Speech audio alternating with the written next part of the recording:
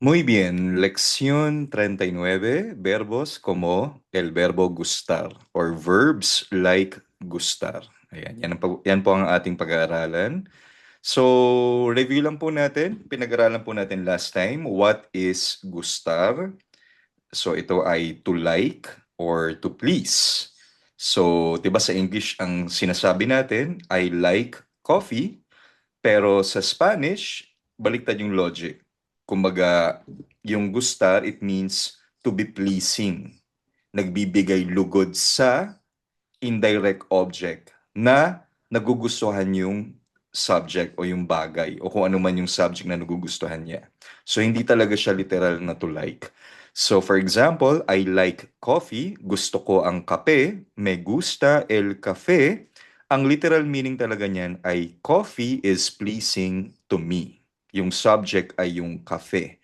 At yun ang nagbibigay lugod o kasiyahan sa akin as an indirect object pronoun. So, napag-aralan natin yung formula for gustar verb, indirect object pronoun, plus gusta or gustan, plus yung bagay na nagugustuhan. Ayun. So, again, napag-aralan natin, no? Me, te, le, nos, os, les. Me, te, le, nos, os, les. Kailangan natin ma-memorize yan. And again, if singular yung noun or yung subject na nagugustuhan natin, gusta ang gagamitin natin. At kung plural naman ay gustan. So for example, me gusta el café. I like coffee. Gusto ko ang kape. Pero pag plural, for example, I like books. Gusto ko ang mga libro. Me gustan los libros. So nag-agree yung gustan doon sa subject na gusto natin or nagbibigay lugod or nagpapaligaya sa atin, los libros.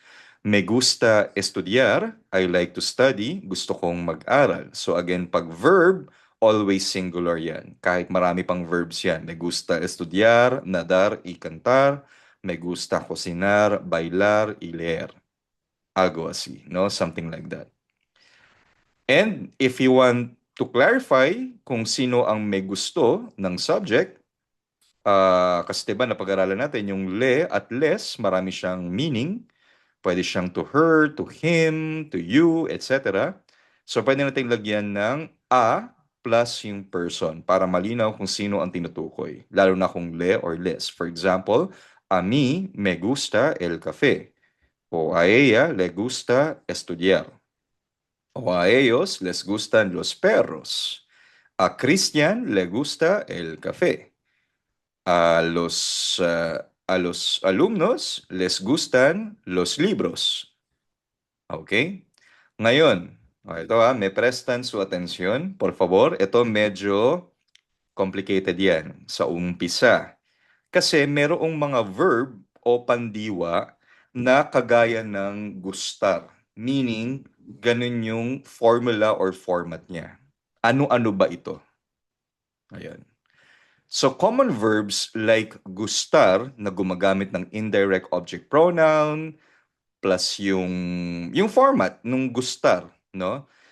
Ilan sa mga common verbs like gustar or gustar type of verbs, encantar, to love, really like, sobrang gusto, interesar, to interest, interesado, importar, to matter, mahalaga, molestar, to bother, nakakaistorbo. Again, nasa Spanish yung molestar, hindi yung parang molestia sa Tagalog. Yung meaning ng molestar sa Spanish, to bother or istorbohin. Okay? Or nakakaistorbo.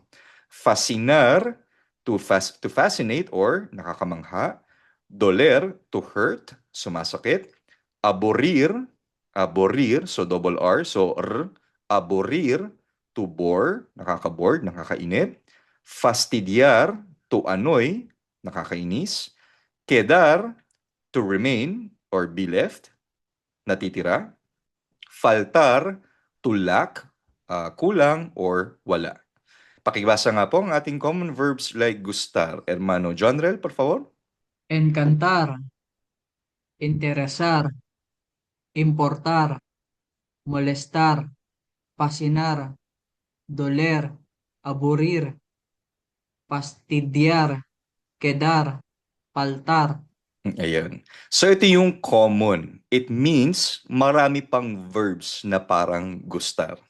And a lo largo de su estudio, no, in the long run, no, sa pag-aaral po ninyo, yun, ma-encounter nyo yan one by one. Hindi nyo naman mamemorize lahat in one sitting. So, ano yan, kumbaga gradual.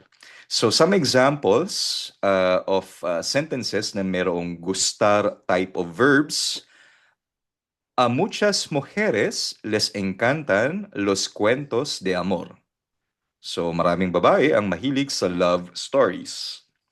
A nosotros nos molesta el ruido. Ruido ay ingay or noise. Naiinis kami sa ingay. Noise bothers us. Les interesa ir al parque? Interesado ba kayong pumunta sa parke or sa park? Los días fríos me gustan. So again, pwede mong ilagay rin yung subject na nagpapasaya sa'yo or yung gusto mo no, sa unahan if you want some emphasis. Los días fríos me gustan. Gusto ko ang malamig na mga araw. Pakibasa nga, Hermano Dan, ang ating mga oraciones or pangungusap gamit ang gustar-like verbs. Hermano Dan, por favor. Ok, por ejemplo, en español, a muchas mujeres les encantan los cuentos de amor. A nosotros nos molesta el ruido. ¿Les interesa ir a la parque? Los días fríos me gustan. Me gustan. Ah, Hindi gustan, 'di ba? Yung nose rule natin, pag nagtatapos sa N, S or vowel, ang stress ay nasa second to the last syllable. Gustan. Hindi siya gustan. y, Not unless may asento sa A. Okay? So y- let's discuss it one by one. Kasi kung nakinig kayo ng mga previous courses po natin, pinasadaan ko lang 'to, eh, pero gusto ko kasing mas, himayin lang konti itong, gustar type of verbs kasi mahalaga siya, eh. Magagamit natin siya daily, 'no? So for example, encantar, to love or really like. So iba siyang level ng like, kumbaga mas mataas na level ng like, kumbaga sobrang gusto mo. For example, me encanta el café. Sobrang gusto ko ang kape or gustong-gusto ko ang kape. I really like coffee. Me encanta el cafe. Ngayon, sige, tingnan natin ha kung nagigets ninyo yung gustar-like verbs. Paano mo naman sasabihin, we love movies? Sobrang gusto namin ang mga pelikula. Ano ba yung movies, Brad Percy? Las. Las películas. Entonces, ¿cómo se dice we love movies en español? Ako po ba? Sige. Nos gustan. Hmm? Again, we are discussing Encantar. Ay, no. Ay, tara na ba? Nos encantan Hmm. las películas. Muy bien. Nos encantan las películas. How about this? She loves to travel. Sobrang gusto niyang maglakbay. Again, we are discussing Encantar. How would you say that in Spanish? Oh, sino ang may alam? Brajosu. Brajosu ba nandyan? Hello po. Oh, sige. Ah, ella encantas Hmm? a viajar. Oh, are you sure? ¿Estás seguro? Again, fina-follow or sinusunod ng Encantar yung gustar format. Kasi nga, we are talking about gustar type of verbs. Mga verb na kapareho ng gustar. Oh, so, paano natin i-conjugate yun? Sino gustong tumulong kay Brad Josu? Brad Janrel. Alalahanin nyo lang, paano ba kino-conjugate yung gustar? 'Di ba? Nagbe-base yung gustar, no, kung gusta or gustan, depende sa kung singular or plural, yung subject na nagugustuhan natin. Oh, so paano mo sasabihin, she loves to travel. Gustong-gusto niyang maglakbay. Ella encanta. Hmm? Again? Tama ba? Ulitin mo. Ella encanta. Ano ang kulang? Ah, ah. A ella. Ella. Ella encanta. Opo. Anong kulang? May Ano? kulang. Nasaan yung indirect object pronoun? 'Di ba? Yung Ella encanta. Ano ba ano yun? yung to travel? Biyahar. Bihar. Okay? So ano yung indirect object pronoun ng she? 'Di ba? Napag-aralan natin me, te, le, Le. os, Le nos, po, le. les. Le. So, paano mo sasabihin she loves to travel? Ella le encanta viajar. Tama Muy ba? bien. Ayun. O, pakibasa nga lahat ng tatlong sentence, Brad Percy, por favor. Me encanta el café. Mhm. Nos encantan las películas. A ella le encanta viajar. Muy bien. Nagigets mo, Brad Percy, yung format niya? 'Di ba Opo, sinusunod niya yung gustar na format? Eh, magmahalaga talaga tinatanong ko kayo eh, kasi yung iba tungo na ng tungo, hindi pala naintindihan eh. So dapat pala tinatanong ko kayo eh. O sige nga, next tayo ha. Interesar, to interest, interesado.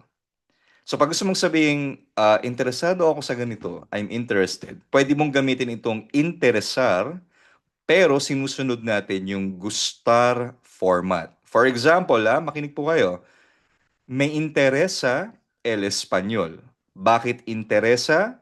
Kasi yung el español, singular. Yun dun tayo magbabase. Sa subject, no? Sa subject na na tawag dito na tawag dito, yung subject na nagpapalugod sa atin, di ba, yun yung sa gustar. So, ganun rin sa mga gustar-like verbs. Ang basehan natin yung subject, hindi yung indirect object, yung me, hindi yun. So, me interesa el español. So, pag gusto kong sabihin, interesado ako sa Spanish, Spanish interests me, or I'm interested in Spanish, you can say, me interesa el español. Ngayon, paano ko sasabihin interesado sila sa mga libro? Books interest them. Oh, we are talking about interesar. Ano ba yung them? Metele os nos les. Ano yung them? les. Les. Les. O Les. entonces, paano mo sasabihin books interest them? Interesado sila sa mga libro, Brad Janrel. Les interesan los libros. Perfecto, muy bien. Les interesan los libros. Oh, yung pala eh. Oh, next. Are you interested in studying here? Interesado ka bang mag-aral dito? Informal, familiar you. O ano ba yung you, informal? Metele nos osles. Te. O te. So paano mo sasabihin yan? Are you interested in studying here? Ano ba yung to study? Mag-aral in Spanish. Estudiar. Estudiar. Ano Estudiar. yung here? Aquí. Aquí. Aquí or Aquí. aka. Either of the two. So, paano mo sasabihin, interesado ka bang mag-aral dito? ¿Te, ah, ¿te interesa estudiar aquí? Te interesa estudiar aquí. Buen trabajo. Muy bien. Brother Elmer, pakibasa nga ang ating tatlong pangungusap, por favor. Me interesa el español. Les interesan los libros. ¿Te interesa estudiar aquí? Okay, muy bien. Next.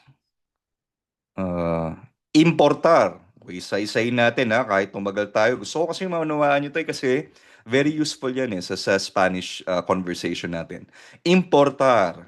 No me importa. Diba? Narinig nyo na ba yun? No me importa. Sino nakarinig na nun? Sa mga native. No me importa. So importar, to matter, mahalaga. So for example, my family matters to me. Mahalaga sa akin ang pamilya ko. So, me importa mi familia. Me importa mi familia. Paano pag gusto kong sabihin, hindi mahalaga sa amin ang presyo? The price doesn't matter to us. Ang presyo, el precio también. ¿Cómo se dice esta frase en español? Brad No Dan. nos, Sige, Brad Jan rin. no nos importa el precio. Perfecto. No nos importa el precio. Number 3, does the time matter to you? Ano ba yung time? Hora, el La hora hora, or el la tiempo. hora. Mhm. Tiempo. Okay, mahalaga ba sa'yo ang oras? Paano mo sasabihin yun sa Spanish? Informal to informal pala. Sorry, hindi ko nalagay. Informal you. Ano yun? Metele os nos les.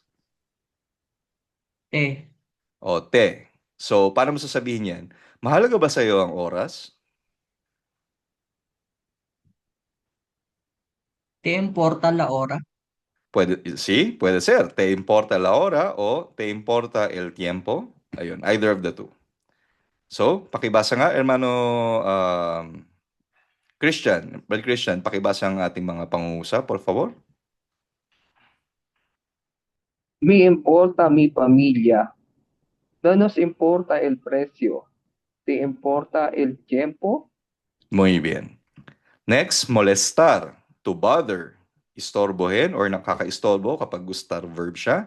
So, for example, naiistorbo ako sa ingay. Noise bothers me. Me molesta el ruido.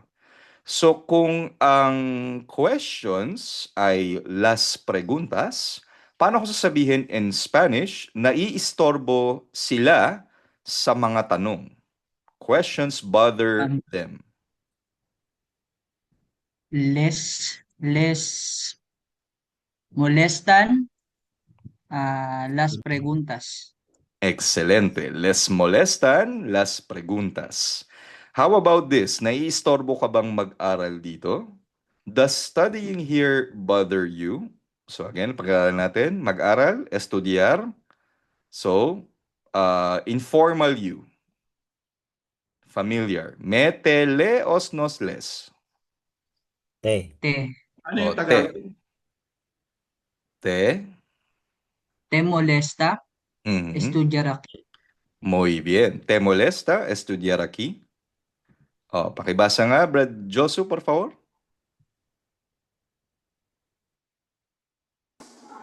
¿Les molestan las preguntas? ¿Te molesta estudiar aquí? Okay. Next, fascinar. To fascinate. Nakakamangha. For example, nakakamangha sa akin or namamangha ako sa Korea. No? Me fascina Korea. O Korea del Sur. O Seoul. So, pag ang ang language ay el idioma, languages ay los idiomas, paano sasabihin nakakamangha sa amin ang mga wika? Brad Dan. Metelenos os les. Sige, try lang. Nos lenguajes fascina. Ang languages, pwede ser la lengua, pero mas La ginagamit lengua. los idiomas. Gamitin natin yung idioma. Los idiomas. Idiomas, no lenguajes. Sige, try mo. Los idiomas fascina. De idioma. Pwede naman el idioma o la lengua, either of the two. So you can say las lenguas blank fascina. O ano ilalagay natin? Metele nos os les. Bredan. Nos. Nos. Entonces, nos fascinan Ano susunod, El Bredan? idioma, Plural. Nos el lenguas, fascinan. el idiomas, O ano yung, 'di ba, el idioma singular? Ano ang plural ng el idioma? las idiomas, Oop, les idiomas. sige, makuha mo rin. Masculine, el idioma. Ano yung el? Ano yung Nag-impis tuloy plural? ako sa idiomas tsaka lingwahes eh. 'Di ba, el idioma masculine singular, so yung el magiging los idiomas. Nos fascinan los idiomas. Idiomas. Sige nga, Bredan, learning fascinates him. Gustong-gusto niyang matuto. So, learning, aprender, 'di ba? So, paano mo sasabihin 'yan, Bredan? Try mo lang. Oh, ano yung him? Metele nos osles. Edi ellos na po siya. Kasi Oh, masculine. ellos o el? Ah, ah, eh, Sige, kaya mo yan. aprender, Him. fascinar, Him.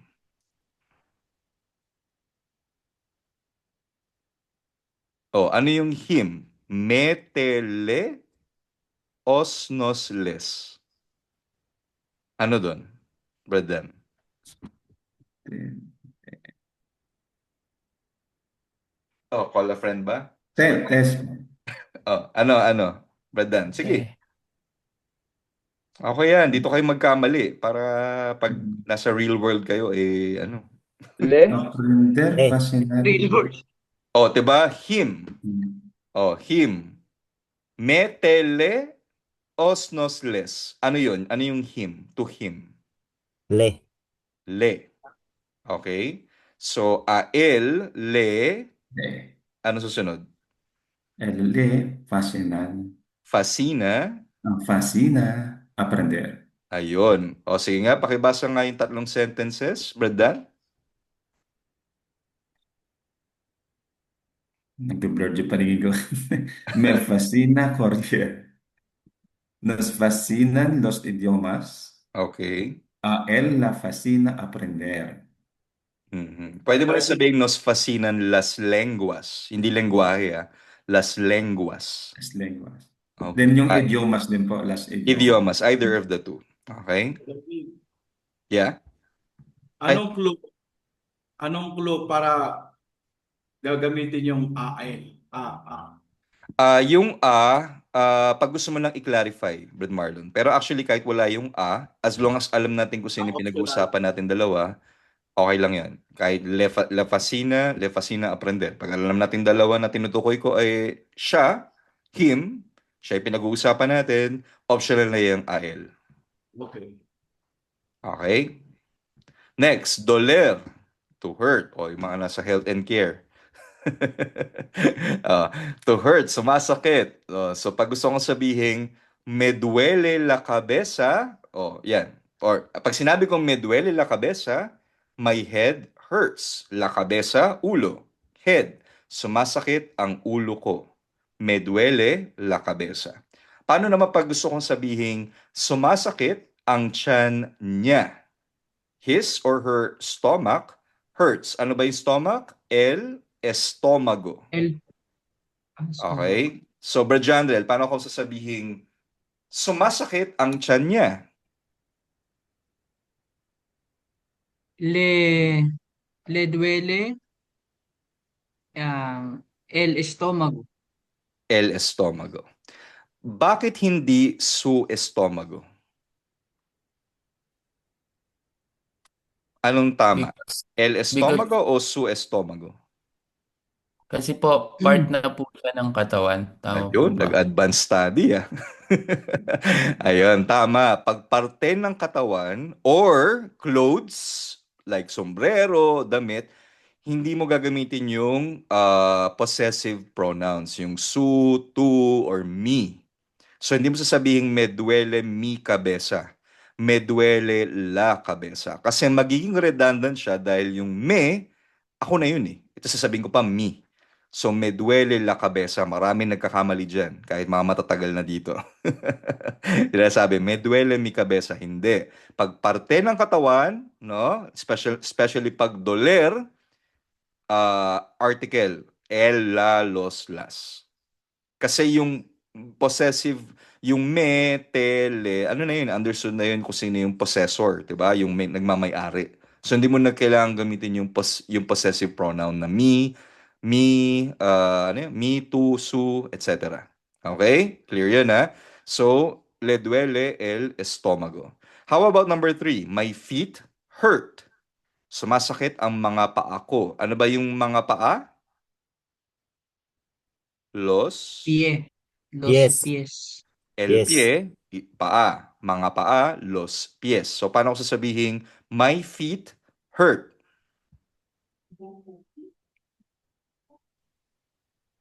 Me duele los pies. Me duelen los pies. Duelen. Duelen, na dahil plural. O, pakibasa nga, Brad Michael, por favor. Tatlong sentences natin.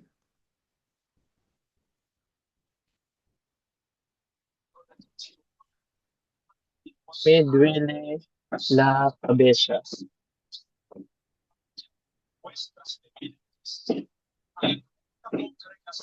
Oh, next. Me duele la cabeza. Me duele el estómago. Me duelen los pies. Okay.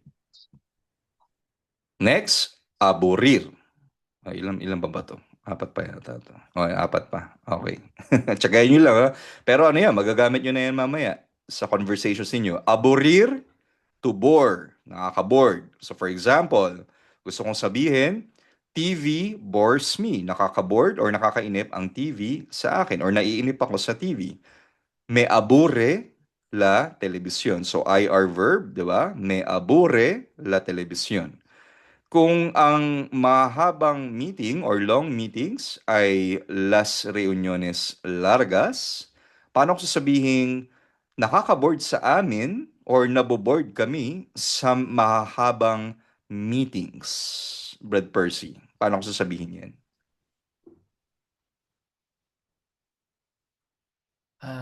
Nos aburen. Aburen, Las reuniones. Tama po ba? las reuniones mahaba, largas. Largas. Apo. Nos aburren las reuniones largas. How about studying a lot bores her? Nakaka-bored sa kanya ang mag-aral ng matagal. So, ang mag-aral ng matagal, estudiar mucho. So, paano ko sasabihin yan in Spanish, Bro General? Sa kanya. Le aburre estudiar mucho. Otra vez? Sige nga, ulit. Her. Her. Le aburre estudiar mucho. Paano pag gusto kong i-clarify na her, babae? Ano ilalagay ko sa umpisa? Ella. A ella le aburre A ella. estudiar Ella. mucho. Okay. Bro Janel, pakibasa nga yung tatlong sentences natin. Nos aburren las reuniones largas. A ella le aburre estudiar mucho. Muy bien. Next, fastidiar. To annoy. Nakakainis. For example, the heat o ang init annoys me. Nakakainis sa akin ang init. So, init, el calor. Me fastidia el calor. Oh, how about problems annoy him or her? Nakakainis sa kanya ang mga problema. Problems? Ano yung problem sa Spanish? Problema. Ano yung plural? Los problemas. Okay. So, paano sasabihin using the verb fastidiar, problems annoy him or her?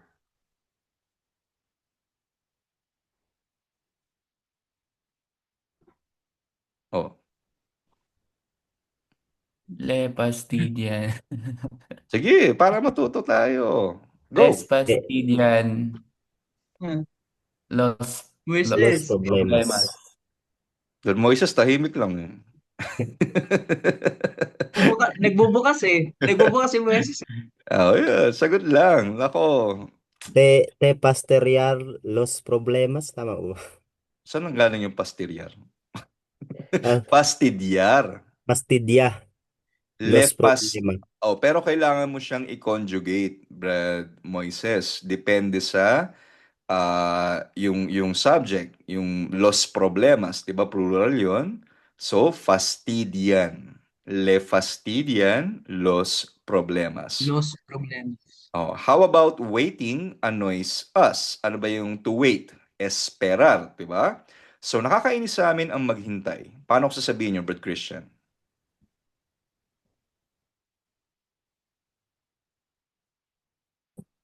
Nos,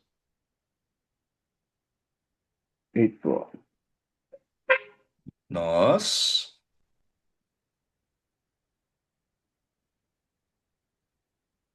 Ah, kung ang maghintay ay espera, nos, pas, nos nos fastidian esperar. bakit fastidian? Fastidia o fastidian? Fastidian po kasi ano siya, plural, marami. Oh, esperar? Ano yung binabase natin? Hindi yung nos, di ba? Ang binabase natin yung verb. Oh, hindi siya. Isa lang, maghintay, isa lang. Oh, kasi verb siya. Nos Pag fastidia verb, esperar. automatically singular. Pag verb, automatically singular. So, pakibasa nga, Brad Christian, yung tatlong sentences. Sige po. Me fastidia el calor, le fastidian los problemas, nos fastidia esperar. Okay. Next, ito very common. Pero marami pa rin hindi marunong gamitin. Quedar, to remain, be left, natitira. So for example, may isang oras pa akong natitira or isang oras na lang natitira sa akin. I have 1 hour left. Me queda una hora. So, paano ko sasabihin may dalawa pa kaming tanong? We have 2 questions left. Brajosu.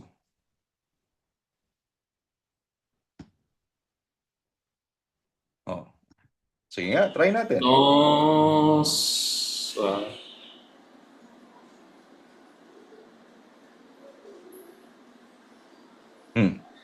Nos. Dos. An. Nos. Nos dos. Hindi, Pregun. nasa yung kedar muna. Kedar. Ano yung conjugation ng kedar? Nos. Nos quedar dos preguntas. Mali yung kedar. Oh, again, i-conjugate mo yung kedar. Depende Ano. Nos quedan dos preguntas. Ayun. Nos quedan dos preguntas. May natitira pa siyang kape. He or she has coffee left. Ano ba yung Oh, tama. Le pala. Le quedar Oops, again, kailangan mo i-conjugate yung kedar. Depende sa subject na nagugustuhan mo. Le.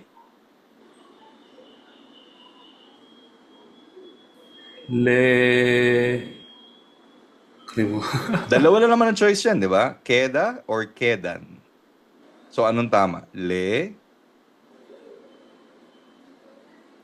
quedar. Wag mong gamitin yung kedar kasi yung kedar, infinitive verb yan. Kailangan mo siyang i-conjugate depende sa bagay na nagugustuhan ng indirect object. So, diba, el cafe. O, isa lang yon, diba? So, i-conjugate mo siya, queda or quedan. Dalawa lang, hindi kedar, ha? Queda or quedan. Queda. Queda. So, Le queda cafe. Ayun. Por fin. O, pakibasa nga, Bro Josu, yung tatlo. tatlong examples. Me queda una hora. Nos Mhm. quedan los preguntas. Le queda café. Mm. So paano ko sasabihin ba, Josu? May 2 araw na lang tayo. May dalawa. Nos quedan 2 días. Ayun. So pag alam mo na, countdown, di ba?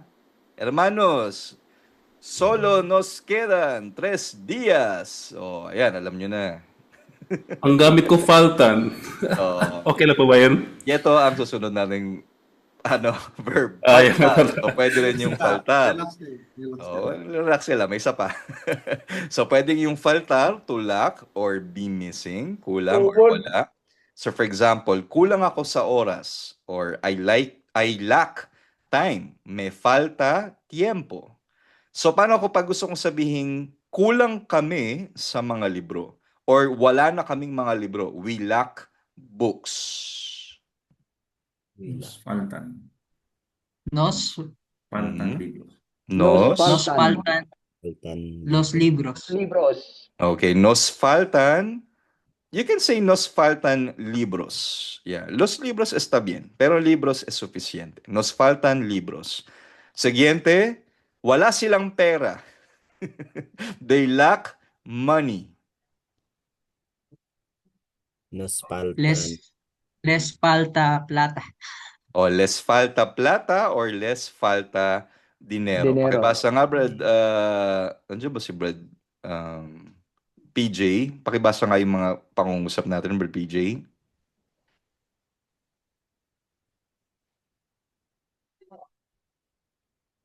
Plata. Nandiyan ba si Brad PJ? Kasi Brad, yun. Sensya po, preparing lang po kasi mabiyahe po. Nasa biyahe ka ba? Okay. Sige po. Me falta tiempo. I lack time. Kulang ako sa oras. Nos faltan libros. O we lack books. O kulang kami sa libro. They lack money. Les falta dinero. Wala silang pera. Muy bien. Paano pag sasabihin ko, walang pera si Christian? Brad John Rel. Example lang ha. Baka may pera naman talaga si Brad Christian. Le falta no plata. Ano? Le falta? No plata. Christian, le falta? Christian le falta no plata. Tiempo. O no hay plata. Le falta dinero o le falta plata. Hindi mo lalagyan ng no. Kasi magiging redundant eh. Yung falta nga, to lack, tapos lalagyan mo pa ng no. So mali yun ha. Le falta no dinero, mali yun. O le falta no plata. Kasi yung falta, negative na yun eh. Tapos lalagyan mo pa ng no. Okay? So again, common verbs like gustar. Pakibasa nga uli, Brad Dan, por favor. Okay, así common verbs like gustar, encantar, interesar, importar, molestar, fascinar, doler, aburrir, fastidiar, quedar, faltar. Okay, muy bien.